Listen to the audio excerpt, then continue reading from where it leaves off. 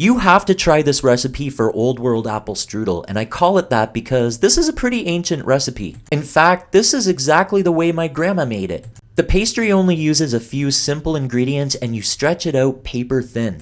And while it doesn't win the easiest recipe of the year award, I think this is something every baker should experience. And the ingredients are simple and cheap enough that even if you bomb it, it's still gonna be delicious. By the way, if you like videos like this, don't forget to hit that subscribe button along with the notification bell. I'm gonna start off with 1.5 cups of all-purpose flour, and to this I'm gonna add half a teaspoon of salt.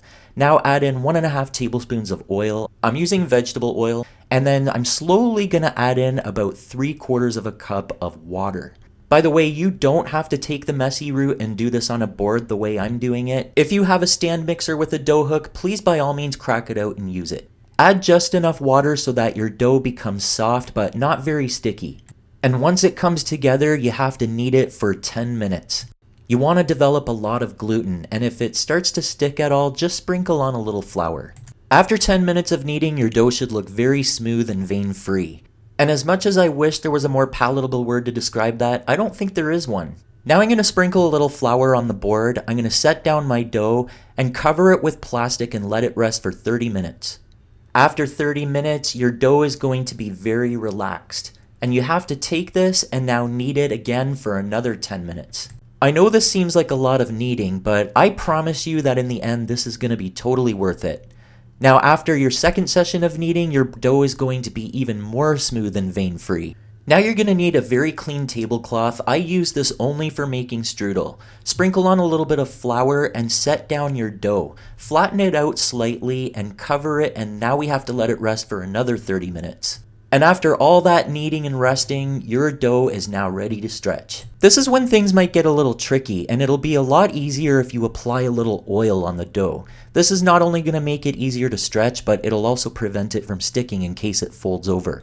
I don't think there's a right or wrong way to do this. You just want to stretch out your dough as evenly as you can from all directions. I start stretching from around the edges and then work my way into the center. And if you experience any resisting at all, cover up your dough and let it rest for another 15 minutes. It just needs to relax more. Reach into the center of the dough and stretch it using a pulling motion. And if you get a tear here and there, don't sweat it. It's perfectly okay. Be sure you do this on a table you can walk all the way around because you have to stretch it from all directions. And if you have 1 or 2 people around that are willing to help you out, get them in there too.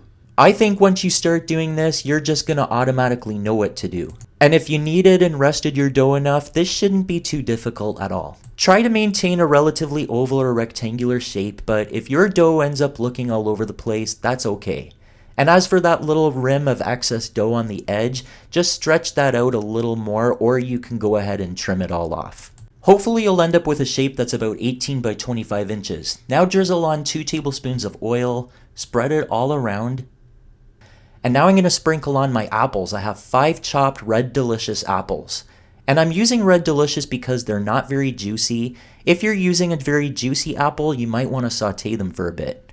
Now I'm going to sprinkle on about 1/3 of a cup of sugar. And I say about because you can adjust that to your taste. And then I'm going to sprinkle on 1/2 cup of raisins. Of course, if you wanted to leave the raisins out, you can, or you can use walnuts or whatever you want. And then 2 teaspoons of cinnamon, my favorite spice in the whole world. If you have really expensive stuff, this is the time you'll want to use it. Now here I have a 9 by 13 dish. I'm going to oil the bottom. And here comes everybody's favorite part of making strudel, rolling it up. So grab onto your tablecloth and use it to kind of push it into a roll. My brother and sister and I used to love watching my baba do this. If you're making this by yourself, this is probably going to be the most challenging part, getting it into the pan. So just carefully and gently lift it in. You want to place it in a horseshoe shape. Once you get this far, you are home free. Now we're going to drizzle on another tablespoon of vegetable oil. I know it sounds really weird to rub oil on a dessert, but that's what makes this strudel crispy. Bake it in a preheated 375 Fahrenheit oven for 45 minutes. And when it comes out, it should be a beautiful golden brown. The pastry's gonna be really crispy right now, and the caramel that oozes out of it should be a really dark brown, almost black. I want you to have a better idea of how crispy this is, so just listen. I know this is gonna make you smile. As you imagine, apple strudel is best served fresh from the oven, but as weird as it sounds, I also really enjoy it freezing cold from the fridge. Give it a good dusting of powdered sugar, and there you have a dessert that's so rustic, yet so classy. And this pastry can be used for all sorts of fillings, both sweet and savory, which I will feature in future videos. But until then, give this one a shot. I think you're gonna surprise yourself.